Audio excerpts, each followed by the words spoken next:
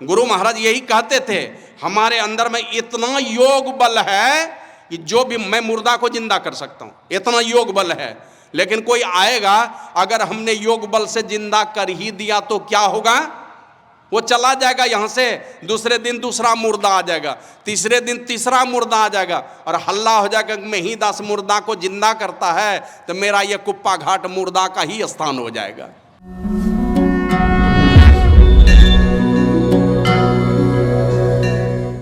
श्री सद्गुरु महाराज की जय। अभी हम लोगों ने अनेकानेक युवा सन्यासी के विचारों को सुना।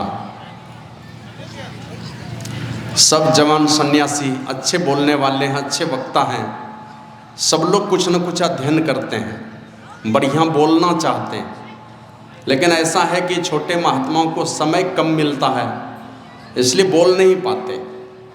और ये द्वितीय पाली का जो सत्संग है, इसमें तो कुछ औपचारिकताएं होती हैं, वो अगर नहीं किया जाए तो आयोजक जो है ना, उनका दिल दुखी हो जाता है, और उन सारी औपचारिकताओं को पूरे किए जाते हैं तो जो श्रोता हैं उनका मन दुखी हो जाता है कि हम लोग आए हैं सभी महापुरुषों के प्रवचन को सुनने के लिए, और दूसरे बातों में बहुत लंबा समय चला जाता है। लेकिन ये औपचारिकता है, उसे पूरी करनी ही पड़ती है।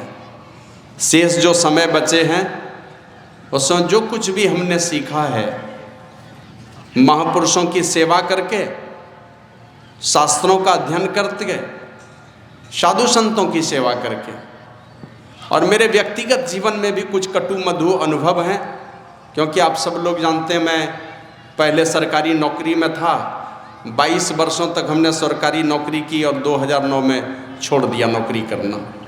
और बाबा साहिब स्वामी जी महाराज का आशीर्वाद हुआ तो मैं आप सब लोगों के बीच में इस बड़े मंच पर आसीन हूँ, और वो भी इतने महात्माओं की दुआ है मेरे साथ में।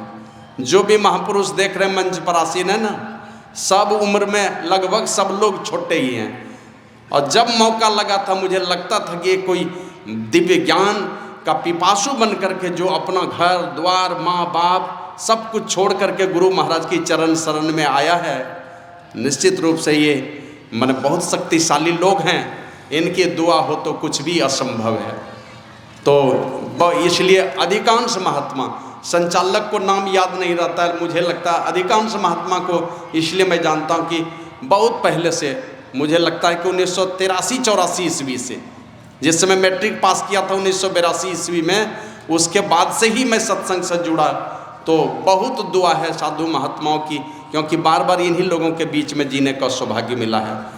तो इस दिशा में मैं विशेष ना कुछ कह करके, जो कहने की बातें वो यही कि रामचरितमानस के पाठ को हम लोगों ने सुना। आवाज़ को थोड़ा, ऑपरेटर नहीं है क्या, कम करो।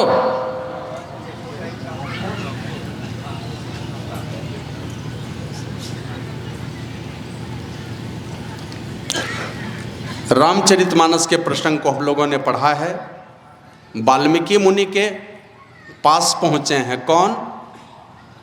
इक्ष्वाकु वंश के अंतिम राजा, सूर्य वंश के अंतिम राजा, जिनके जाने के बाद उनका वंश ही समाप्त हो गया। और वो आए थे किस लिए इस संसार में? मनु और शत्रुपा ने कठिन तपस्या की थी। वरदान मांगने का जब समय आया, कहा वरदान मांगो, कहा आप ही के जैसा बेटा हो। प्रेम के पाले पड़ गए और वचन दे दिया कि मैं आऊंगा, लेकिन इस जन्म में नहीं, इसके बाद वाले जन्म में। तो मनु और शत्रुपा दोनों चले गए, शरीर छोड़ करके चले गए ऊंचे लोक को। दूसरे जन्म में लौटे हैं तो त्रेता में वही राजा दशरथ और कौशल्या बन करके आए हैं। रामचरितमानस में आया है,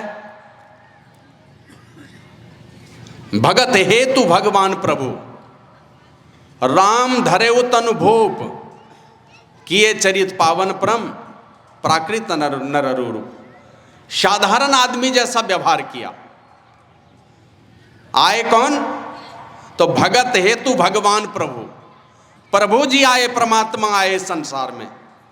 क्यों आए? भक्तों के हित के लिए, भगत हेतु, उनके हित के लिए आए परमात्मा। और कण कण में रमन करने वाले उस परमात्मा, उस राम ने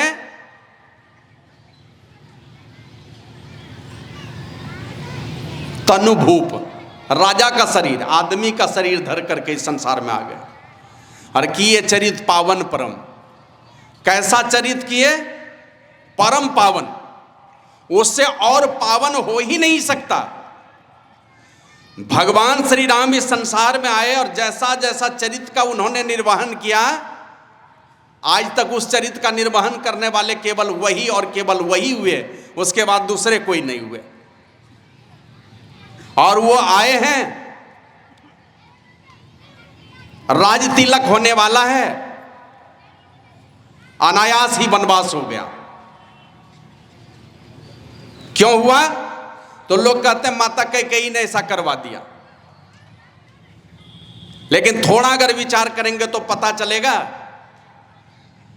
एकदम जो 2 पैसे की चीज थी ना, बिल्कुल नाचीज, जो नौकरानी बन करके आई थी, दासी बन करके आई थी कैकेयी की, कोई औकात नहीं थी उसकी, और 2 पैसे के दासी के बातों पर घर में इतनी बड़ी दुश्मनी पैदा कर दी। दूसरे के बहकावे में आकर के, एक दासी की बात, क्या कीमत है उसकी, वो दासी ने आके सलाह दे दी और उन्होंने मान भी लिया। हमारे समाज में भी इस तरह की बातें हैं। अभी देखते हैं ऑनलाइन क्लास चलता है, और जहां जिस घर में ऑनलाइन क्लास चल रहा है, कहीं बाहर से मंत्र पढ़ाया जा रहा है, घर तो टूटता ही टूटता है। तो ये ऑनलाइन क्लास देने वाले आपका भला चाहने वाले नहीं है। तो जो आपके परिवार को तोड़ने के लिए ऑनलाइन क्लास चलाते हैं, इससे सावधान रहने की आवश्यकता है। तो वही मंथरा के कहने पर इस प्रकार की घटना घट गई। 14 वर्ष का वनवास मिला, प्रभु श्री राम गए, तो यात्रा का प्रारंभ जिस जगह से किए हैं, तो शुरुआती पड़ाव में श्रीवेपुर के राजा गुनिसाद मिल गए, बचपन के मित्र। उस बचपन के मित्र को लेकर के आगे बढ़ते हैं, तो लगा अब जब घनघोर जंगल शुरू होने वाला है, यहां से यात्रा शुरू होने वाली है, कहां चलना चाहिए।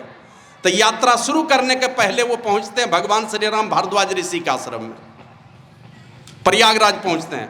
भारद्वाज ऋषि के आश्रम में उनसे आशीर्वाद लेते हैं और वहां से आगे की यात्रा की शुरुआत करते हैं। हम लोग जब यात्रा शुरुआत करते हैं तो किनका आशीर्वाद लेकर के चलना चाहते हैं? भगवान श्री राम भारद्वाज ऋषि का आशीर्वाद लेकर के आगे की यात्रा करते हैं। और इस प्रकार पूरी यात्रा जो है आप लोगों ने रामचरितमानस के माध्यम से पढ़ करके जाना होगा कि कभी भारद्वाज ऋषि के आश्रम में, कभी अत्रि मुनि के आश्रम में, कभी सरभंग ऋषि के आश्रम में, कभी वाल्मीकि मुनि के आश्रम में, कभी मार्कंडे ऋषि के आश्रम में, या किन्हीं अलग अलग बड़े बड़े तीर्थों में घूमते रहे। तो इसी क्रम में भगवान श्री राम पहुंचे हैं वाल्मीकि मुनि के कुटिया पर। किनके पास? वाल्मीकि मुनि के कुटिया के पास। उनके नाम के साथ में सदगुरु महर्षि परमहंस कहीं कुछ नहीं लगा हुआ है, सीधे सीधे वाल्मीकि मुनि के कुटिया में पहुंचे हैं। मन जो अपने आप को परमात्मा में मिला देते हैं, उनको किन्हीं डिग्री की आवश्यकता नहीं पड़ती है, वे एकदम सरल हो जाता है, सारी डिग्री फेल हो जाती है जो परमात्मा में मिल गए। वाल्मीकि मुनि के कुटिया में जाते हैं और पूछते हैं उनसे, कौन से सवाल का जवाब लेने के लिए गए हैं? प्रभु श्री राम तो उस वन में गए हैं, दंडकारण्य में, तो कहीं भी जाकर के रह सकते थे, किन्हीं से भी पूछ लेते। लेकिन पूछने के लिए किनसे गए हैं? जिनके अपने घर का ठिकाना नहीं है, जिनके वाल्मीकि मुनि के अपने घर का ठिकाना नहीं है जिनका, और पिछला जो रिकॉर्ड है ना उनका, तो आप लोग जो पढ़े होंगे तो जानते होंगे वाल्मीकि मुनि का रिकॉर्ड कहां पर पैदा हुए थे। आप लोगों को पता है, जिसको देख करके लोग नफरत करते हैं अभी के समाज में, मेहतर जाति में, बंगी जाति में जन्म हुआ था, और अपने पुरुषार्थ और गुरु की कृपा से दुनिया वालों को दिखाया है कि अपना पुरुषार्थ हो और साथ ही साथ गुरु की कृपा हो तो वो क्या कर सकता है, दुनिया में बेशकीमती बन गए। और उस वाल्मीकि मुनि के पास पहुंचे भगवान श्री राम। और वाल्मीकि मुनि के पास जाकर के पहुंचते हैं। वहां सबक लेने की आवश्यकता है। हम अपने जीवन की शुरुआत करते हैं, कहीं कुछ अच्छे कर्म की शुरुआत करते हैं, या जीवन में कोई भी हमारा संकल्प है, चाहे दुख की घड़ी हो कि सुख की घड़ी हो, हमारा जब कदम आगे बढ़ेगा, सलाह कहां पर लेना है, किन से सलाह लेनी है। आप लोग जानते होंगे राजा दशरथ के विषय में भी, एक दिन आईना देख रहे थे, और जैसे आईना देखे ना, तो अपनी एक पकी हुई दाढ़ी पर दृष्टि चली गई उनकी। पकी दाढ़ी को देखा, तुरंत चले गए गुरु वशिष्ठ के पास और बोले कि अब ये राजपाट मुझसे चलने वाला नहीं, अब मैं बूढ़ा हो गया। एक पकी हुई दाढ़ी को देख करके उनको लगा कि अब मैं बूढ़ा हो गया, तो चले गए गुरु वशिष्ठ के पास पूछने के लिए कि मेरे बड़े बेटे का राज तिलक कर दो, तिथि की घोषणा कर दो, मैं उनको युवराज घोषित करना चाहता हूं, अब वही राजपाट चलाएगा। तो जब जब विपत्ति आई और कुछ निर्णय लेने की बात आई, तो महापुरुषों से जाकर के विचार लिया। भगवान श्री राम रहना चाहते हैं, अपनी पत्नी है साथ में, भाई लक्ष्मण है उनके साथ में, मनुष्य का शरीर धर करके आए हैं, मनुष्य के तरह साधारण जगत व्यवहार वो करते हुए वाल्मीकि मुनि से जाकर के पूछते हैं, गुरुदेव मैं कहाँ पर रहूं, 14 वर्षों के लिए रहना है।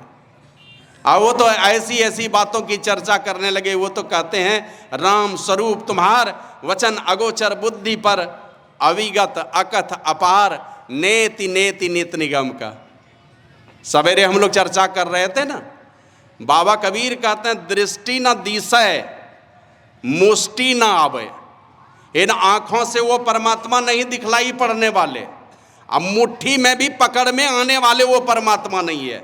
बिन से ना ही न्यारा, मन वो अविनाशी है, नाश भी नहीं होने वाला है, मन विनाश से परे है, वो अविनाशी है। ऐसा ज्ञान कथा गुरु मेरे पंडित करो विचारा। ए पंडित लोग, जरा तुम लोग विचार कर लो, ये मेरे गुरु ने ज्ञान दिया है, दृष्टि से इन आंखों से दिखलाई पड़ने वाली नहीं है, और मुष्टि में भी मुट्ठी में भी आने वाली नहीं है। ऐसा ज्ञान मेरे गुरु ने दिया है। और इसके पहले कहा, जो दिशे सो तो है नहीं, है सो कहा न जाई, सैना बैना कहीं समझाओ गूंगे का गुरु भाई। मैं इशारे की बोली में तुमको समझा करके कहता हूं। बाबा कबीर यही जवाब दे रहे हैं, मैं इशारे की बोली में समझा करके कहता हूं, यह गूंगे का गुड़ है परमात्मा। जैसे गूंगा आदमी गुड़ खा करके बखान नहीं कर सकता, उसी प्रकार परमात्मा कथनी का विषय ही नहीं है। वशिष्ठ मुनि से यही प्रभु श्री राम ने पूछा था उस परमात्मा के विषय में, तो यही मौन हो गए थे, कुछ जवाब ही नहीं दिए। तो पूछा उन्होंने, गुरुदेव कुछ जवाब नहीं दे रहे, तो बोले ये वाणी का विषय ही नहीं है, बोलने का विषय ही नहीं है परमात्मा। वाल्मीकि मुनि के सामने में वही परमात्मा मनुष्य का शरीर धर करके सामने में खड़े हैं। कहते हैं, ए राम, तुम्हारा जो वास्तविक स्वरूप है वचन के परे है, बोली से नहीं कहा जा सकता। ये कहने गए कि मैं कहाँ रहूं, और वे कहते हैं ये सारा नाटक क्यों करते हो मेरे पास। ये जो तुम्हारा वास्तविक जो स्वरूप है ना, ये 2 हाथ और 2 पैर वाले नहीं हो। गोड्डा का कलेक्टर, डीसी जिनको कहते हैं, या एसपी वेश बदल करके आ जाए आपके गांव में, जान पहचान वाला तो पकड़ लेगा कि ये तो एसपी है, ये हम लोगों से जांचने परखने के लिए आया। नहीं पहचानता है साधारण आदमी, तो वो क्या जवाब देगा। तो वाल्मीकि मुनि हैं क्या, तो कहते हैं वाल्मीकि भय ब्रह्म समाना, परमात्मा खुद है, वो मनुष्य शरीर है लेकिन है परमात्मा। हमारे गुरु महाराज यही कहते थे, हमारे अंदर में इतना योग बल है कि जो भी मैं मुर्दा को जिंदा कर सकता हूं, इतना योग बल है। लेकिन कोई आएगा, अगर हमने योग बल से जिंदा कर ही दिया तो क्या होगा, वो चला जाएगा यहां से, दूसरे दिन दूसरा मुर्दा आ जाएगा, तीसरे दिन तीसरा मुर्दा आ जाएगा, और हल्ला हो जाएगा कि मैं ही 10 मुर्दा को जिंदा करता है, तो मेरा ये कुप्पा घाट मुर्दा का ही स्थान हो जाएगा। श्री सद्गुरु महाराज की जय।